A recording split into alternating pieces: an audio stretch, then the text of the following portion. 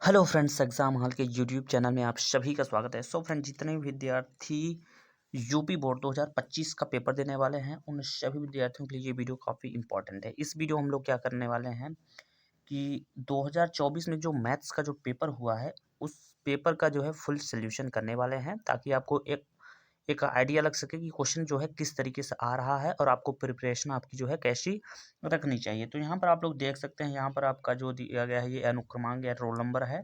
यहाँ पर आपका लिखना होता है नाम, लिखना होता है। और यहाँ पर ये जो कोड है यानी पेपर कोड है 822 IB कोड है, ठीक है। और इसका जो समय आपका जो दिया जाएगा आपके बोर्ड एग्जाम में वो 3 घंटे जो है 15 मिनट का दिया जाएगा। और 15 मिनट आपको जो है पेपर पढ़ने को दिया जाएगा और 3 घंटे में आपको पेपर सॉल्व करना होगा। तो चलिए कुछ यहाँ पर निर्देशांक यहाँ पर ये दिया गया है, निर्देश दिया गया, तो इसको छोड़ते हैं, हम चलते हैं सीधा क्वेश्चन पे, ठीक है।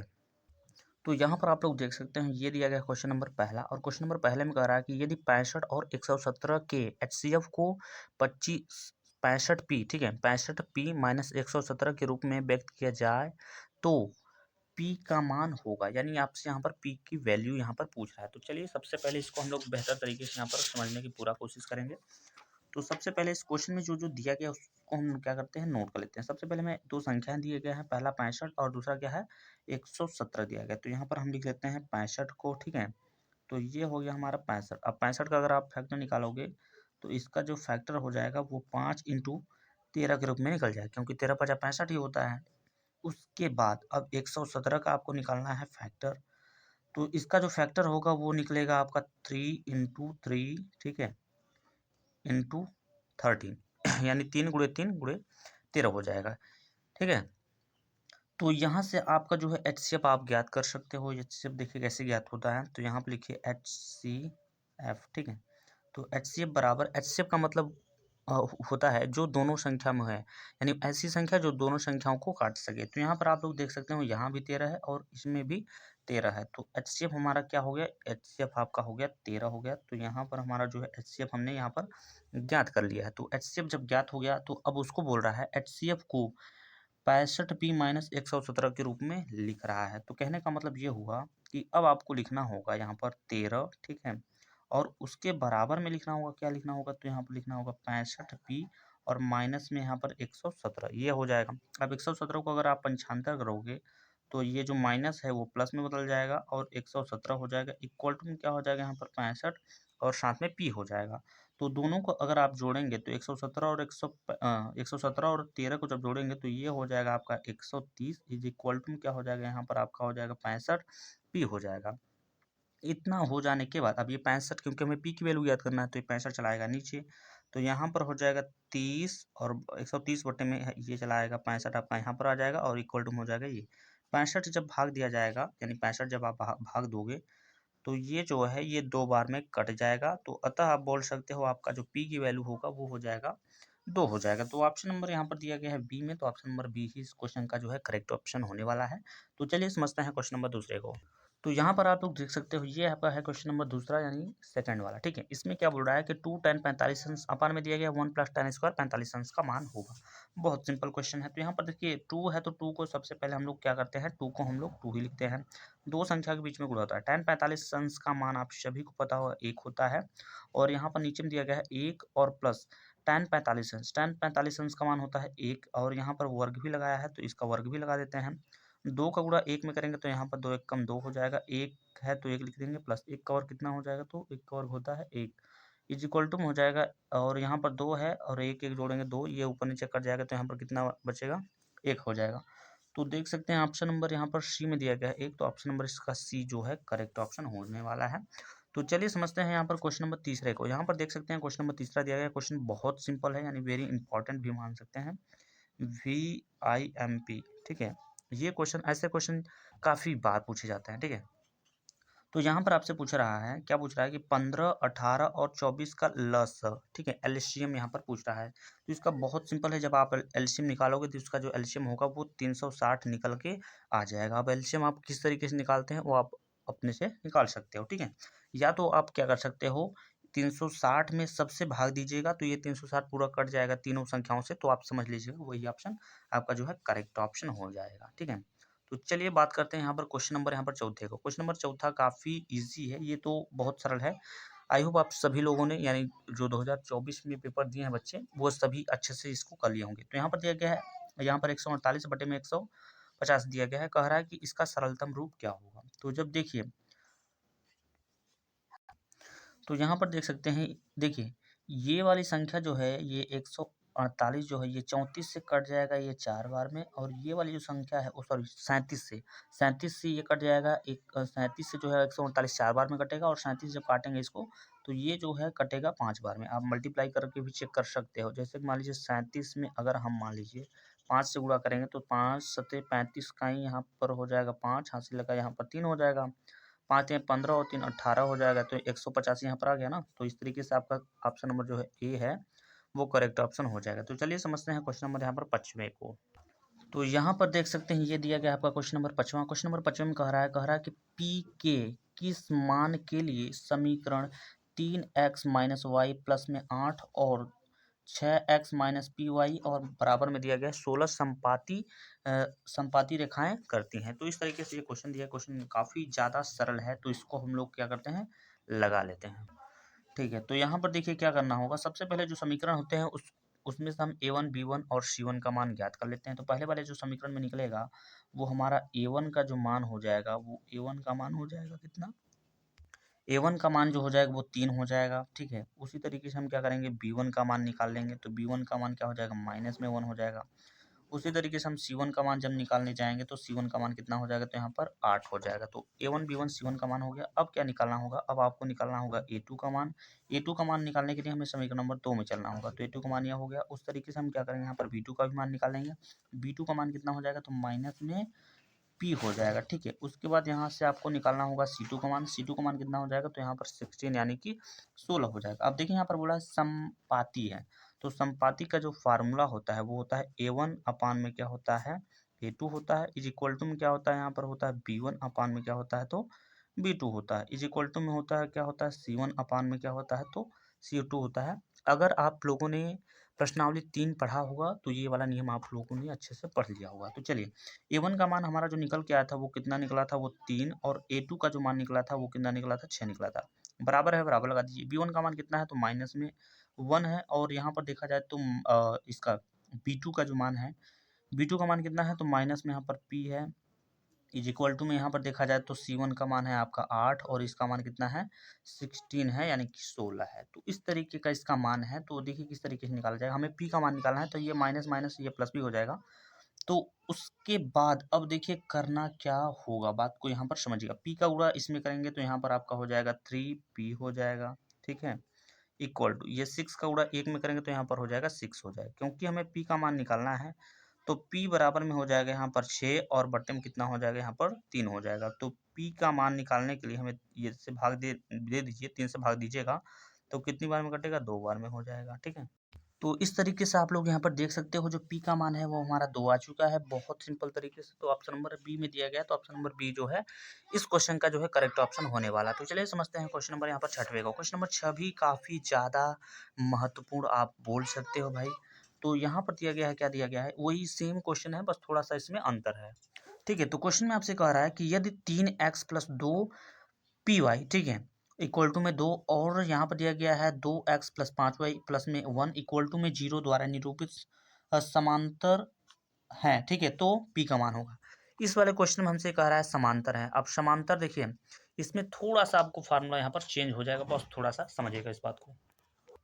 तो चलिए इसको भी देखिए, यहाँ से हमारा जो a1 का मान हो जाएगा आपका हो जाएगा कितना हो जाएगा, तो a1 का जो मान हो जाएगा वो हो जाएगा 3 हो जाएगा। ठीक है, और उस तरीके से जो हो जाएगा b1 का जो मान हो जाएगा, b1 का मान हम निकाल लेते हैं यहाँ से, कितना हो जाएगा, यहाँ पर 2 हो जाएगा और साथ में p हो जाएगा। उसी तरीके से हम क्या करेंगे, c1 का मान निकालेंगे, तो c1 का मान कितना हो जाएगा, यहाँ पर 2 हो जाएगा। तो a1 b1 c1 का मान निकल गया। अब हमें निकालना होगा यहाँ पर a2 का वैल्यू। तो a2 की वैल्यू हम समीकरण नंबर 2 से निकालेंगे। A2 का मान हो जाएगा 2 हो जाएगा। उसी तरीके से हम B2 का जब मान निकालने जाएंगे तो यहाँ पर हमको 5 निकलेगा, और यहाँ पर हम क्या करेंगे, C2 का जब मान निकालेंगे तो C2 का मान कितना निकलेगा, 1 हो जाएगा। तो अब यहाँ पर देखिए समांतर बोला है, समांतर के लिए फार्मूला आपका बहुत सिंपल सा होता है। क्या होता है, A1, ठीक है, अपान में A2 होता है, इक्वल टू में क्या होता है, तो B1 अपान में होता है B2 इक्वल टू में होता है यहाँ पर C1 अपान में क्या होता है C2 होता है। पिछले फार्मूले ही जैसा होता है, बस यहाँ पर इज नॉट इक्वल टू होता है। यानी कहने का मतलब A1 अपान A2 होता है, बराबर में होता है B1 अपान B2 के, लेकिन नहीं बराबर होता है C1 अपान C2 के। तो इस तरीके से यहाँ पर हो जाएगा आपका फार्मूला। तो A1 का मान जो हमने ज्ञात किया है यहाँ पर कितना 3, और बट्टे में A2 का मान कितना है तो यहाँ पर 2 है, तो 2 लिख देंगे, बराबर B1 का मान कितना है तो यहाँ पर 2P है, और B2 का जो मान है वो कितना है 5 है, इज नॉट इक्वल टू यहाँ पर C1 का जो मान है वो कितना है 2 है, और यहाँ पर C2 का जो मान है वो 1 है। तो हमें देखिए P का मान ज्ञात करना है, तो देखिए किस तरीके से हम लोग ज्ञात करने वाले हैं, ठीक है। तो यहाँ से देखिए ये 5 का मल्टीप्लाई हम इस 3 में करेंगे तो यहाँ पर हो जाएगा 5 तिहाई हो जाएगा यहाँ पर 15 इज इक्वल टू, ये 2 का इसमें करेंगे तो 2 दूना 4 हो जाएगा, और साथ में P हो जाएगा। उसके बाद यहाँ पर क्या करिएगा तो यहाँ पर लिखिएगा 15, और अपान में ये चला जाएगा 4, बराबर में ये हो जाएगा P। यानी P का जो मान निकला वो कितना निकला तो 15/4। 15/4 जो है ऑप्शन नंबर पहले में दिया गया है, यानी ए में दिया गया, तो ऑप्शन नंबर इसका जो ए वाला है वो करेक्ट ऑप्शन हो जाएगा। तो चलिए समझते हैं क्वेश्चन नंबर यहाँ पर 7 को, यानी 7वें को। यहाँ पर आप लोग देख सकते हो ये दिया गया क्वेश्चन नंबर 7वां। क्वेश्चन नंबर 7वां काफ़ी ज़्यादा इंपॉर्टेंट नहीं है, मतलब बहुत छोटा है, मतलब लगा सकते हैं आराम से। तो यहाँ पर दिया गया 15 कॉट थीटा इक्वल टू में 8, तो साइन थीटा का मान यहाँ पर ज्ञात करना है आपको। बहुत सिंपल सा है, ये तो एकदम त्रिकोणमिति वाला एकदम है, ठीक है, वहाँ से आप लगा सकते हैं। तो पहले मान लीजिए हम त्रिभुज से ही बना लेते हैं, बहुत सिंपल सा है। तो त्रिभुज सबसे पहले यहाँ पर बना लेते हैं, आप फार्मूले से भी यहाँ पर लगा सकते हैं। तो त्रिभुज मान लेते हैं ABC, यहाँ पर बना लेते हैं आपको समझाने के लिए, ताकि आप एकदम बेसिक से समझें। तो यहाँ पर लिखा है 15 काट, 15 काट, यानी कि ये 15 जो है हम 8 के नीचे भी लिख सकते हैं। तो यहाँ पर हम क्या कर सकते हैं, लिख सकते हैं काट थीटा इज इक्वल टू में यहाँ पर हो जाएगा 8, और 15 चला जाएगा यहाँ पर नीचे। काट थीटा बराबर जो आपका फार्मूला होता है वो क्या होता है तो आधार और बटे में क्या होता है लंब होता है, ठीक है। तो आधार का जो मान है वो आपका 8 है, तो यहाँ पर हम 8 लिखेंगे। लंब का मान आपका है 15 है, तो 15 यहाँ पर लिख देंगे। तो अब देखिए हमें कर्ण का मान नहीं पता, तो दोनों भुजा का वर्ग करके जोड़ेंगे। तो 15 का वर्ग कितना होता है, 15 का वर्ग होता है 225, आई होप सबको पता होगा। 8 का वर्ग होता है 8 टाइम 64 होता है, दोनों को जोड़ेंगे तो हो जाएगा 289, पूरा जोड़ने पर आएगा। और 289 कितने का वर्ग होता है तो ये 17 का वर्ग होता है। अब हमसे यहाँ पर कह रहा है साइन थीटा का मान, तो साइन थीटा बराबर लंब बटे कर्ण होता है। लंब का मान आपका दिया गया है कितना 15, कर्ण का मान दिया गया है 17। तो 15/17 जो ऑप्शन है 15/17, यानी कि ऑप्शन नंबर जो डी में दिया गया है वो आपका जो है करेक्ट ऑप्शन हो जाएगा। तो चलिए समझते हैं यहाँ पर क्वेश्चन नंबर 8वें को। तो यहाँ पर आप लोग देख सकते हो ये दिया गया है आपका क्वेश्चन नंबर 8वां। क्वेश्चन नंबर 8वें में क्या बोल रहा है, कह रहा है कि यदि ABC तथा XYZ दो समरूप त्रिभुज हैं तथा कोण A बराबर 75 डिग्री और कोण Y बराबर दिया गया है, कितना डिग्री दिया गया है 57 डिग्री दिया गया है, तो कोण C का मान आपसे यहाँ पर पूछ रहा है।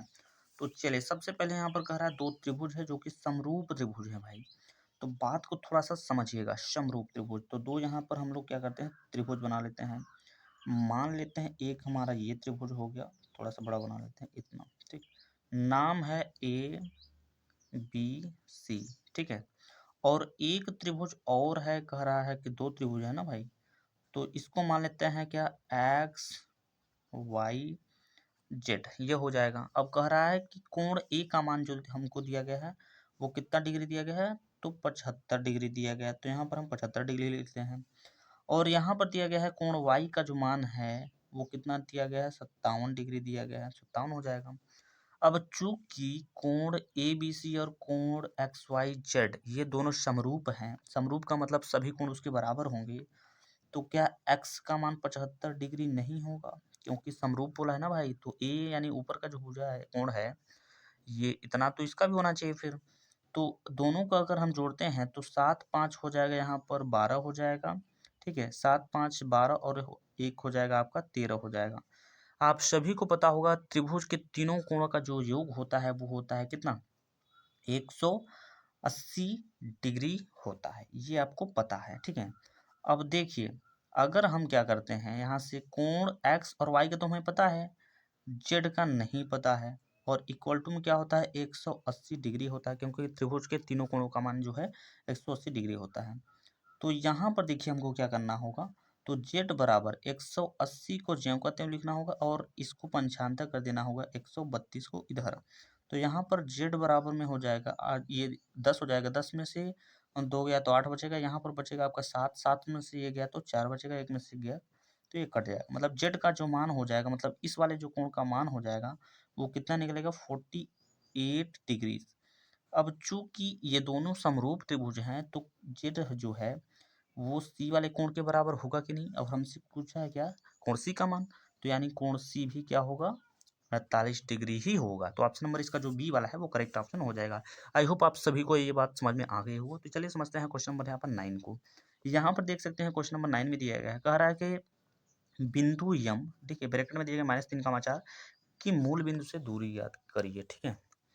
तो इसका एक बहुत सिंपल सा फार्मूला होता है मूल बिंदु से दूरी ज्ञात करने के लिए। फार्मूला होता है यहाँ पर एक्स स्क्वायर और प्लस में क्या होता है वाई स्क्वायर, ठीक है। तो x का जो मान दिया गया है वो -3 दिया गया है, तो माइनस में यहाँ पर 3 का कर दिया जाएगा वर्ग, प्लस में y का जो मान दिया गया यहाँ पर 4 दिया गया तो यहाँ पर कर दिया जाएगा 4 का वर्ग। तो यहाँ पर 3 का वर्ग करेंगे 9 हो जाएगा, 4 का वर्ग 16 हो जाएगा। दोनों को अगर जोड़ा जाएगा तो यहाँ पर 16 और 9 होता है 25। ये कितने का वर्ग होता है, तो ये 5 का वर्ग होता है। तो ऑप्शन नंबर इसका जो दिया गया है वो ऑप्शन नंबर जो हो जाएगा फर्स्ट वाला करेक्ट ऑप्शन हो जाएगा। तो चलिए समझते हैं क्वेश्चन नंबर यहाँ पर 10वें को। यहाँ पर आप लोग देख सकते हो ये दिया गया है आपका क्वेश्चन नंबर 10वां जो दिया गया है। क्वेश्चन नंबर 10 में क्या बोल रहा है, कह रहा है कि बिंदुओं -2, 6 और यहाँ पर दिया गया -2, 10 दिया है को मिलाने वाले रेखाखंड का जो है मध्य बिंदु आपसे पूछ रहा है। तो बहुत सिंपल सा ये भी है, इसको भी हम लोग समझ लेते हैं बेहतर तरीके से। तो मध्य बिंदु ये आपका हो जाएगा, आपका ये हो जाएगा x1, ये हो जाएगा y1, ठीक है। और उसी तरीके से x2 ये हो जाएगा तो फिर y2 ये हो जाएगा। फार्मूला आपका मध्य बिंदु निकालने के लिए होता है x1, ठीक है, और प्लस में होता है x2 अपान में क्या होता है 2 होता है। और यहाँ पर कामा लगा दीजिए, कामा में यहाँ पर हो जाएगा y1 और प्लस में यहाँ पर हो जाएगा आपका y2 हो जाएगा, अपान में यहाँ पर हो जाएगा 2 हो जाएगा, ठीक है। तो x1 का मान अगर आप देखोगे तो यहाँ पर दिया गया है -2 दिया गया है, तो माइनस में हम 2 रखेंगे। x2 का जो मान है वो भी माइनस में है, तो यहाँ पर क्या करेंगे -2 और अपान में क्या हो जाएगा 2 हो जाएगा कामा।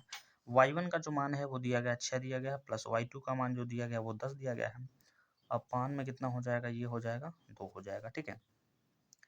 अब ये 2 जुड़ जाएगा तो ये माइनस में हो जाएगा 4 और अपान में आपका हो जाएगा 2।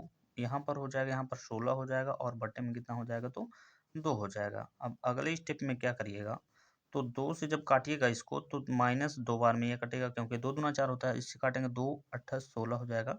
यानी माइनस में 2, 8 जिस ऑप्शन में होगा वही ऑप्शन आपका जो है करेक्ट ऑप्शन होने वाला है। तो ऑप्शन नंबर ए में दिया गया है -2, 8, तो ऑप्शन नंबर ए ही इसका करेक्ट ऑप्शन होगा। तो चलिए बात करते हैं क्वेश्चन नंबर यहाँ पर 11 को। तो यहाँ पर देख सकते हैं क्वेश्चन नंबर 11। क्वेश्चन नंबर 11 क्या दिया गया है, क्वेश्चन 11 बहुत ज़्यादा महत्वपूर्ण है। कह रहा है किसी समबाहु त्रिभुज ए बी सी में यदि ए डी लंबवत बी सी के हो तो ए डी स्क्वायर बराबर क्या होगा। यहाँ पर तो सबसे पहले यहाँ पर बोल रहा है एक किसी समबाहु त्रिभुज, एक समबाहु त्रिभुज आपको बनाना होगा। यहाँ पर समबाहु का मतलब जिसकी भुजाएं समान होती हैं, तो ये हो गया हमारा समबाहु त्रिभुज, ठीक है। इसका नाम दे देते हैं, यहाँ पर ए हो जाएगा, ये हो जाएगा बी और यहाँ पर हो जाएगा सी। उसके बाद बोल रहा है, कह रहा है ए डी लंबवत है बी सी, यानी यहाँ से एक लंब यानी कि ए डी जो है यानी ए और यहाँ पर एक बिंदु लेना होगा डी, वो लंबवत है किसके बी सी के, तो यहाँ से एक लंब डाल दिया गया है और इसका जो नाम दे दिया गया है कितना दे दिया गया है डी दे दिया गया है, ठीक है। ठीक है, तो अब क्या करिएगा, अब इसका मान लीजिए कि इस यहाँ से यहाँ तक की जो इसकी दूरी है यानी बी से लेकर सी तक, उसको आप मान लो कितना 2 CD, ठीक है। जब यहाँ से यहाँ तक 2 CD हो जाएगा और समबाहु त्रिभुज है तो इसका भी हो जाएगा 2 CD, ठीक है, इसका भी हो जाएगा 2 CD। लेकिन हमें यहाँ से केवल यहीं तक चाहिए, तो इसका क्या हो जाएगा, यहाँ पर केवल और केवल CD हो जाएगा। तो कर्ण और आधार का मान पता है, यहाँ से आपका क्या कर सकते हैं 90 डिग्री का यहाँ पर कोण बन रहा है, तो हम पाइथागोरस के मेथड में से लगा सकते हैं। हमें मान निकालना है किसका, AD का मान, तो यहाँ पर हो जाएगा AD का स्क्वायर हो जाएगा, ठीक है। AD स्क्वायर बराबर में क्या हो जाएगा, तो यहाँ पर हो जाएगा AC स्क्वायर और माइनस में क्या हो जाएगा, तो माइनस में हो जाएगा DC स्क्वायर हो जाएगा। तो यहाँ पर हो जाएगा AD square is equal to AC का मान हमें दिया गया है कितना 2 CD दिया गया है, तो इसका कर देंगे हम वर्क कर देंगे, ठीक है। और माइनस में क्या करें, DC का मान जो दिया गया है वो कितना दिया गया CD दिया गया है, तो इसका स्क्वायर कर दिया जाएगा। तो यहाँ पर क्या हो जाएगा A D square is equal to 2 का वर्ग यहाँ पर हो जाएगा 4 हो जाएगा। उसके बाद यहाँ पर सी डी स्क्वायर हो जाएगा, माइनस में यहाँ पर क्या हो जाएगा सी डी का केवल स्क्वायर हो जाएगा। अगले स्टेप पे करेंगे तो यहाँ पर लिखेंगे A D square is equal to, यहाँ पर 4 सी डी स्क्वायर में से एक सी डी स्क्वायर घटा दिया जाएगा तो यहाँ पर 3 सी डी स्क्वायर जो है बच जाएगा। और यही हमसे जो है क्वेश्चन में यहाँ पर पूछा है, तो यहाँ पर 3 C D square option number D वाला जो है वो करेक्ट ऑप्शन हो जाएगा। तो चलिए बात करते हैं क्वेश्चन नंबर यहाँ पर क्वेश्चन नंबर 12 को। क्वेश्चन नंबर 12 में अगर देखा जाए तो कह रहा है कि त्रिभुज ए बी सी के शीर्षों के निर्देशांक क्रमशः इतना इतना इतना दिया गया है। कह रहा है कि यदि बी सी का मध्य बिंदु डी है तो ए डी की माप यहाँ पर ज्ञात करिए। तो बहुत सिंपल से ये ज्ञात हो सकता है, बिल्कुल क्यों नहीं ज्ञात हो सकता भाई। तो यहाँ पर सबसे पहले आपको क्या करना होगा, एक त्रिभुज बनाना होगा। मान लीजिए हमारा ये हो गया त्रिभुज, कुछ इस तरीके से नाम है ए, इसका बी और इसका सी हो जाएगा। शीर्ष पहला जो मान दिया गया हमें वो 7 का मान दिया गया है, कितना 5 दिया गया है। दूसरा जो दिया गया है यानी 5 और कामाम कितना दिया गया है 7 दिया गया है। तीसरा जो दिया गया है वो माइनस में 3 और कामाम कितना दिया गया है 3 दिया गया है, ये दिया गया है। कह रहा है कि यदि BC का मध्य बिंदु यानी BC का मध्य बिंदु D है, यानी यहाँ से एक लंबवत खींचा जाएगा और उसका नाम D दे दिया जाएगा। तो अब मध्य बिंदु का फार्मूला लगाकर जो है इसका मान निकालना होगा। तो मध्य बिंदु का आप सभी को पता होगा x1 होता है, ये हो जाएगा आपका क्या हो जाएगा x1, ये हो जाएगा y1, ये हो जाएगा आपका x2, ये हो जाएगा y2। तो x1 प्लस x2 अपान 2 होता है। तो x1 का मान यहाँ पर 5 दिया गया है और प्लस x2 का मान जो दिया गया है वो कितना दिया गया है माइनस में 3। तो यहाँ पर पूरा पूरा यहाँ पर माइनस लिख देते हैं और यहाँ बटे में कितना लगा देते हैं 2 का मान। y1 का मान जो दिया गया 7 दिया गया, प्लस में हो जाएगा y2 यानी कि 3 हो जाएगा और अपान में कितना हो जाएगा 2 हो जाएगा। तो यहाँ पर 5 में से 3 घटा दिया जाएगा तो यहाँ पर बचेगा 2 और बट्टे में भी क्या है 2 है। यहाँ पर हो जाएगा आपका 10 10 और बट्टे में कितना हो जाएगा यहाँ पर हो जाएगा 2। तो इसको जब काटेंगे तो 1 हो जाएगा और इसको काटेंगे तो यहाँ पर 5 हो जाएगा।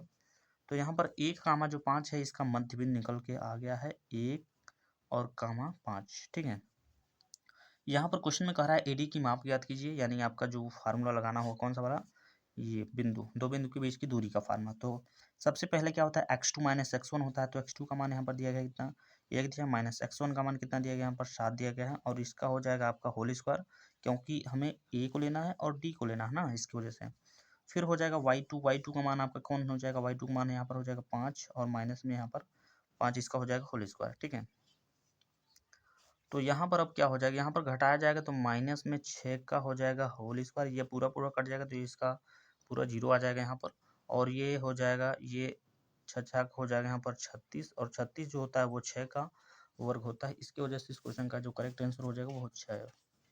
ठीक है, तो इस क्वेश्चन का जो करेक्ट आंसर हो जाएगा वो 6 हो जाएगा, जो कि ऑप्शन नंबर यहाँ पर सी में दिया गया है। तो चलिए बात करते हैं क्वेश्चन नंबर 13 को। तो यहाँ पर आप लोग देख सकते हो ये दिया गया क्वेश्चन नंबर 13। क्वेश्चन नंबर 13 में कह रहा है कि सेक थीटा बराबर 2 दिया गया, तो थीटा की माप यहाँ पर ज्ञात करिए। तो देखिए यहाँ पर सेक थीटा दिया गया तो हम सेक थीटा को ज्यों कहते हुए रखेंगे। इक्वल टू में दिया गया है 2, तो सेक के कितने अंश का मान होता है 2, तो ये जो है ये सेक के जो है 60 अंश का। ठीक है, तो ये सेक के जो है 60 अंश का मान होता है। तो यहाँ पर लिखेंगे सेक 60 अंश, सेक से सेक यहाँ पर कैंसिल हो जाएगा। तो यहाँ पर थीटा बराबर में आपका जो निकल के आएगा 60 डिग्री निकल के आएगा। तो जो थीटा का मान हो जाएगा वो हो जाएगा 60। तो ऑप्शन नंबर इसका जो बी वाला है वो करेक्ट ऑप्शन हो जाएगा। तो चलिए बात करते हैं क्वेश्चन नंबर यहाँ पर 14। तो यहाँ पर बात करते हैं यहाँ पर क्वेश्चन नंबर 14 को। यहाँ पर क्वेश्चन नंबर 14 जो दिया गया है, क्या दिया गया, ब्रैकेट में दिया गया कोसेक स्क्वायर थीटा माइनस काट स्क्वायर थीटा, इनटू में दिया गया है 1 माइनस काट स्क्वायर थीटा दिया गया। इसको आप लोग जैसे आपको आता है उस तरीके से लगा सकते हैं, लेकिन मैं आपको बहुत सिंपल तरीके से यहाँ पर बता सकता हूँ। तो यहाँ पर कोसेक स्क्वायर थीटा माइनस काट स्क्वायर थीटा बराबर 1 होता है। ये आपका एक फार्मूला है, अगर याद होगा तो आप समझते होंगे। 1 माइनस कास स्क्वायर थीटा बराबर क्या होता है, तो 1 माइनस कास स्क्वायर थीटा बराबर साइन स्क्वायर थीटा होता है। और साइन स्क्वायर थीटा का जब 1 में गुणा करेंगे तो यहाँ पर साइन स्क्वायर थीटा ही हो जाएगा। अगर आप इस तरीके से नहीं समझ पाए तो इसका एक और मेथड है। ठीक है, सबसे पहले यहाँ पर जो कोसेक स्क्वायर थीटा दिया गया तो इसको आप बदल सकते हैं 1 माइनस 1 नहीं 1 बाई, ठीक है 1 बाई साइन स्क्वायर थीटा में। और ये जो काट यहाँ पर देख सकते हैं, काट को आप बदल सकते हैं कास स्क्वायर थीटा में। ठीक है, तो यहाँ पर लिखिएगा कास स्क्वायर थीटा और बटे में क्या करिएगा, बटे में लिखिएगा साइन स्क्वायर थीटा कर दीजिएगा। और इनटू में 1 minus sine square theta 1 minus cos जो दिया गया है वो हो जाएगा साइन स्क्वायर थीटा के बराबर में। इसका जो हर है दोनों का बराबर है, तो यहाँ पर लिखेंगे 1 माइनस में यहाँ पर कास स्क्वायर थीटा अपान में यहाँ पर क्या हो जाएगा, तो साइन स्क्वायर थीटा हो जाएगा, और इंटू में यहाँ पर दिया गया क्या, साइन स्क्वायर, ये साइन स्क्वायर से ये साइन स्क्वायर कैंसिल हो जाएगा, तो 1 माइनस कास स्क्वायर थीटा बराबर क्या बचेगा आपका, साइन स्क्वायर थीटा हो जाएगा। अब बताइएगा आप लोग कौन सा आपको जल्दी समझ में आया है, तो ऑप्शन नंबर इसका जो डी वाला है वो करेक्ट ऑप्शन हो जाएगा। तो चलिए बात करते हैं क्वेश्चन नंबर यहाँ पर 15 को। देखिए टाइम थोड़ा सा लग रहा है आपको समझाने में, क्योंकि समझाते हुए मैं यहाँ पर चल रहा हूँ, ठीक है, इसकी वजह से थोड़ा सा वीडियो ये लंबी बन रही है, तो ठीक है। तो चलिए बात करते हैं क्वेश्चन नंबर 15 को। तो क्वेश्चन नंबर 15 में अगर बात करें, यहाँ पर क्वेश्चन नंबर 15 में कह रहा है एक लंब वृत्तीय बेलन के आधार का क्षेत्रफल 9 पाई सेंटीमीटर स्क्वायर है, तो उसके आधार की त्रिज्या होगी। ये बहुत सिंपल क्वेश्चन है भाई। सबसे पहले यहाँ पर कह रहा है एक लंब वृत्तीय बेलन, तो लंब वृत्तीय जो बेलन होगा वो कुछ इस तरीके से होता है, ठीक है, और इसका जो है ये हो गया कुछ इस तरीके से, ठीक है। और लंब वृत्तीय बेलन का जो आधार होता है वो होता है वर्गाकार होता है, और यहाँ से मान लीजिए इसका जो त्रिज्या है वो r है, ठीक है। और इसका जो पूरा मतलब इसका जो क्षेत्रफल दिया गया है वो कितना दिया गया है, तो 9 पाई दिया गया है, इतना दिया गया है।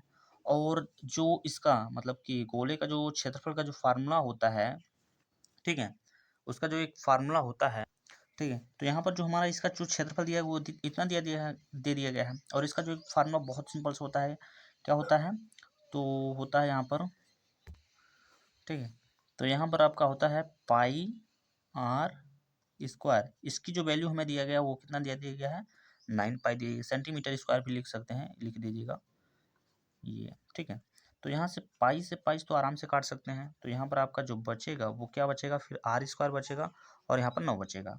तो इसका जब स्क्वायर हटाइएगा, सॉरी, यहाँ पर जब स्क्वायर हटाइएगा तो यहाँ पर आपका जो बचेगा वो क्या बचेगा, आर बचेगा, और इस संख्या में लग जाएगा रूट लग जाएगा।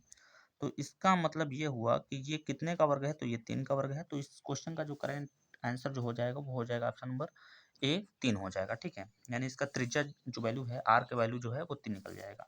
तो चलिए बात करते हैं यहाँ पर क्वेश्चन नंबर 16 की ओर। यहाँ पर देख सकते हैं क्वेश्चन नंबर 16 में दिया है। क्वेश्चन नंबर 16 में क्या बोल रहा है, कह रहा है कि 4 सेंटीमीटर त्रिज्या वाले वृत्त के अंतर्गत खींचे जा सकने वाले वर्ग का क्षेत्रफल यहाँ पर ज्ञात कीजिए। तो सबसे पहले एक जो है वृत्त है, ये मान लीजिए आप, एक हो गया वृत्त, वृत्त थोड़ा टेढ़ा-मेढ़ा हो गया तो समझिएगा। उसके बाद कह रहा है एक उसमें जो है वर्ग का क्षेत्रफल ज्ञात करिए। तो वर्ग एक ठो बना लेते हैं यहाँ से। तो ये कुछ इस तरीके से हम वर्ग बना लेते हैं, आप लोग समझिएगा, वर्ग ही जैसा बना लीजिएगा आप लोग अच्छे से। तो ये हो गया वर्ग आपका, और ये यहाँ से मान ले सकते हैं इसकी क्या, रेडियस यानी त्रिज्या।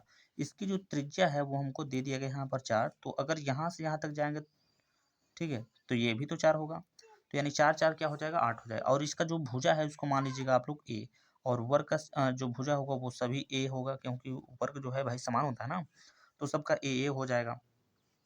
तो वर्ग का जो विकर्ण का जो क्षेत्रफल का फार्मूला होता है वो कितना होता है, रूट में 2a होता है, ठीक है। और बराबर में हमको जो दे दिया गया है ये 4, और 4 में क्या हो जाएगा, 8 हो जाएगा, यानी विकर्ण का मान हमको पता है। तो यहाँ से हम भुजा यानी ए का मान निकाल सकते हैं, तो ये हो जाएगा 8, और बटे में कितना हो जाएगा, रूट में 2। भुजा का मान पता चल गया। अब हमें निकालना है वर्ग के क्षेत्रफल का फार्मूला। तो वर्ग के क्षेत्रफल का जो फार्मूला होता है वो ए स्क्वायर होता है, यानी भुजा का स्क्वायर। तो इसका स्क्वायर जब आप लोग करिएगा तो यहाँ पर ए स्क्वायर हो जाएगा, और यहाँ पर हो जाएगा आपका 8 बट्टे में हो जाएगा रूट में 2 का, यहाँ पर क्या कर दिया जाएगा, वर्ग कर दिया जाएगा। उसके बाद यहाँ पर लिखा जाएगा ए स्क्वायर, 8 का वर्ग यहाँ पर 64 हो जाएगा, और यहाँ पर केवल 2 हो जाएगा, 2 से भाग दीजिएगा तो ये कट जाएगा कितनी बार में, 32 बार में, ठीक है। तो यानी ए स्क्वायर का जो मान हो जाएगा वो 32 सेंटीमीटर स्क्वायर हो जाएगा। तो 32 दिया गया, ऑप्शन नंबर यहाँ पर बी में दिया गया, तो ऑप्शन नंबर बी इसका क्वेश्चन का करेक्ट ऑप्शन होने वाला है। यहाँ पर आप लोग देख सकते हो ये दिया गया क्वेश्चन नंबर 17। क्वेश्चन नंबर 17 क्या है, माध्य निकालना है। माध्य आप सभी को पता है, माध्य निकालेंगे तो इसका जो निकल के आएगा वो 6.6 आ जाएगा, जो कि ऑप्शन नंबर सी में है। तो आप इस तरीके से लगा सकते हैं। तो चलिए बात करते हैं क्वेश्चन नंबर 18 को। तो यहाँ पर आप लोग देख सकते हो ये दिया गया क्वेश्चन नंबर 18 कह रहा है कि एक पासे को एक बार फेंका जाता है तो अभाज्य संख्या प्राप्त, मतलब अभाज्य संख्या आने की संख्या जो है आपको यहाँ पर बताना है। तो एक पासे को जब आप फेंकोगे तो अभाज्य संख्या आपका क्या हो सकता है, एक तो 2 हो सकता है, एक 3 हो सकता है, और एक 5 हो सकता है। मतलब संख्या कितनी आ सकती है, तो 1 2 3। तो 3 को लिखिएगा ऊपर, और टोटल आने की जो संभावना है 6 है, क्योंकि एक पासे में 6 जो है चीज़ आ सकता है, यानी 1 आ सकता है, 2 आ सकता है, 3 आ सकता है, 4 आ सकता है, 5 6 6 से ज़्यादा नहीं होता है। तो इसको जब काटिएगा 3 से काटिएगा एक बार में, 3 से ये कटेगा 2 बार में, तो 1/2 हो जाएगा। 1/2 ऑप्शन नंबर यहाँ पर सेकंड में दिया गया है, तो इस क्वेश्चन का जो करेक्ट ऑप्शन हो जाएगा यही हो जाएगा। ठीक है, तो अब हम यहाँ पर बात करते हैं, यहाँ पर क्वेश्चन नंबर 19 को अगर देखा जाए तो यहाँ पर क्वेश्चन नंबर 19 में क्या बोल रहा है, यदि किसी आवृत्ति वितरण का माध्य जो है 20.5 दिया गया, माध्यिका जो है 21 दिया गया, तो उसका बहुलक होगा। इसका बहुत अच्छा सा इसका जो है फार्मूला होता है, क्या होता है, बहुलक बराबर होता है 3 माध्यक माइनस 2 माध्य होता है। तो इससे जब आप फार्मूले से लगाएंगे तो इसका जो ऑप्शन होगा, मतलब करेक्ट जो निकल के आएगा आंसर, वो 22 निकल के आएगा, जो कि ऑप्शन नंबर यहाँ पर डी में दिया गया। तो चलिए बात करते हैं यहाँ पर क्वेश्चन नंबर 20 को। क्वेश्चन नंबर 20 में अगर देखा जाए तो यहाँ पर क्वेश्चन में आपसे पूछ रहा है, क्या पूछ रहा है, कह रहा है कि निम्नलिखित में से किस घटना की प्रायिकता नहीं हो सकती। तो ऑप्शन नंबर इसका जो फर्स्ट वाला है वो करेक्ट ऑप्शन हो जाएगा।